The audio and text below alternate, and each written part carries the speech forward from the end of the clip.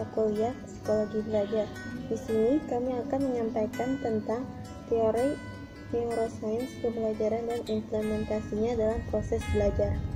Implementasi adalah penerapan atau pelaksanaan, juga bisa diartikan sebagai tindakan untuk menjalankan rencana yang telah dibuat. Neuroscience merupakan salah satu lompatan keilmuan pendukung yang sangat memberikan kontribusi dalam menelaah dan memahami perkembangan psikologis melalui kajian keilmuan tentang sel saraf.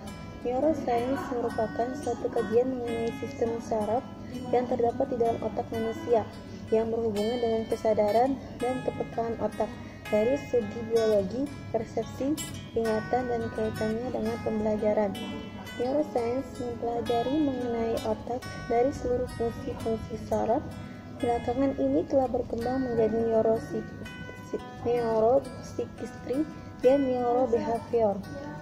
Neuroscience disebut sebagai ilmu otak karena mempelajari seluruh proses belajar, berpikir, juga menelaah penyakit pada otak dan berbagai macam bentuknya. Kesimpulannya, neuroscience adalah ilmu yang mempelajari manusia mulai dari ilmu pengetahuan, perilaku, attitude, action, dan kehidupan melihat lingkungan. Hasil belajar dapat dikelompokkan dalam dua macam, yaitu pengetahuan dan keterampilan. Belajar dengan metode neuroscience merupakan proses untuk memperoleh perubahan perilaku negatif menjadi positif hingga tercapai tujuan pembelajaran. Neuroscience mengandung kecerdasan emosional untuk menggambarkan perasaan secara mendalam sehingga membantu perkembangan emosi dan intelektual. Konsep pembelajaran baru mutakhir menegaskan bahwa setiap orang memiliki potensi otak yang relatif sama, tergantung cara mengolahnya. Setiap manusia dilahirkan dengan bakat dan potensi yang berbeda-beda. Menurut Rohmadana, pada dasarnya belajar adalah pembentukan hubungan-hubungan baru antara neuron-neuron. Oleh sebab itu, belajar adalah dalam teori neuroscience dapat dipengaruhi kesiapan dalam belajar dan lingkungan belajar itu sendiri. Kesiapan belajar tergantung bagaimana seseorang memusatkan perhatian pada proses belajar itu. Dalam proses pembelajaran, apabila perhatian siswa terpusat pada pesan yang disampaikan, akan memperoleh hasil belajar yang lebih baik. Bagian-bagian otak. Otak terdiri dari otak besar, otak kecil, dan batang otak. Otak melaksanakan semua fungsi sadar. Otak bertanggung jawab terhadap pengalaman berbagai macam sensasi atau rangsangan terhadap kemampuan manusia untuk melakukan gerakan-gerakan sadar dan kemampuan untuk melaksanakan berbagai macam proses mental seperti ingatan atau memori perasaan, emosional, inteligensia, berkomunikasi, sifat atau kepribadian, dan ramalan.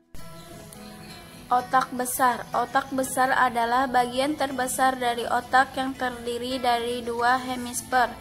Hemisfer kanan berfungsi untuk mengontrol bagian tubuh sebelah kiri, dan hemisfer kiri berfungsi untuk mengontrol bagian tubuh sebelah kanan. Masing-masing hemisfer terdiri dari 4 lobus, 1 lobus parietal, 2 lobus frontal, 3 lobus temporal, 4 lobus occipital. B. Otak kecil. Otak kecil adalah pusat tubuh dalam mengontrol kualitas gerak, juga mengontrol banyak fungsi otomatis otak. Berfungsi menyimpan dan melaksanakan serangkaian gerak otomatis yang dipelajari seperti gerakan mengendarai mobil, gerakan tangan saat menulis, dan gerakan mencuci pintu, dan sebagainya. C. Batang otak. Batang otak bertugas untuk mengontrol tekanan darah, denyut jantung, pernapasan, kesadaran, serta pola makan dan tidur. Batang otak terdiri dari 4 bagian, yaitu 1 otak tengah, 2 otak depan, 3 jembatan farol, 4 medula oblongata. 1. Otak tengah. Otak tengah merupakan bagian teratas dari batang otak yang menghubungkan otak besar dan otak kecil.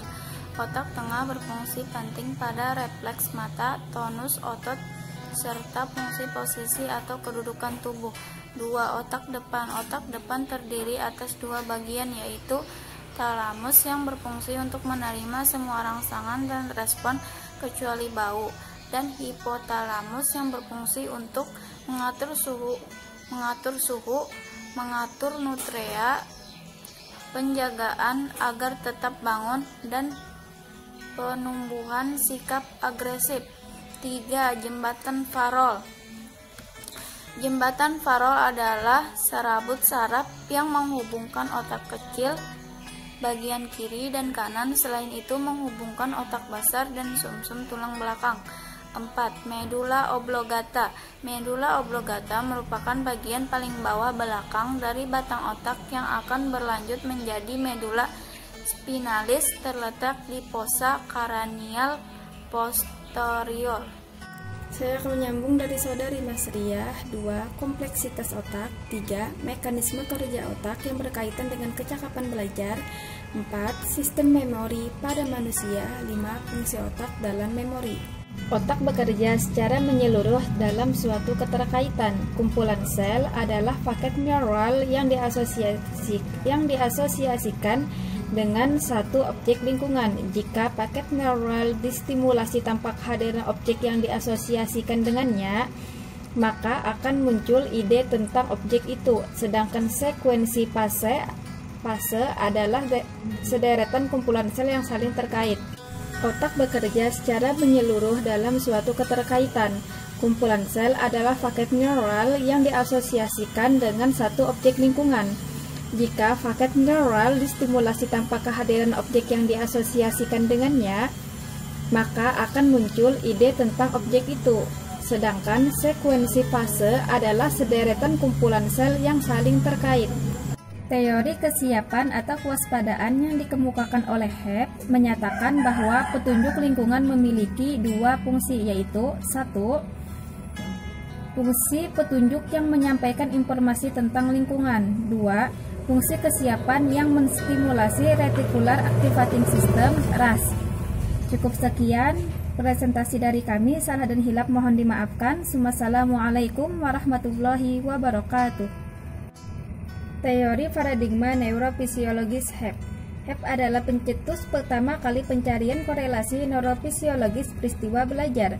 Konsep utama Hebb yakni konsep paradigma fungsionalistik perubahan perilaku karena adanya perubahan secara fisiologis dan sistem kerja otak.